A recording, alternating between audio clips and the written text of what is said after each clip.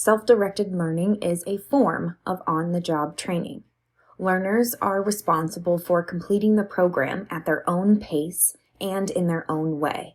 They drive the learning process. The company, or the trainer, chooses the content that the program will cover, and the trainer is usually available to answer any questions and provide additional guidance. Most importantly, there should be plenty of self-evaluation tools that trainees can use to assess their progress and their performance in the course.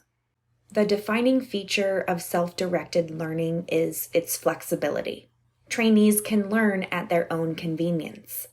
It requires fewer resources, fewer trainers, facilities, and administration costs. The structure can help organizations deliver consistent yet customized instruction. But this method isn't for everyone.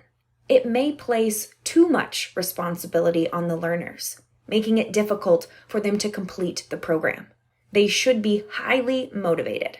This method can also be inconsistent, as trainees may have vastly different experiences in a self-directed learning program.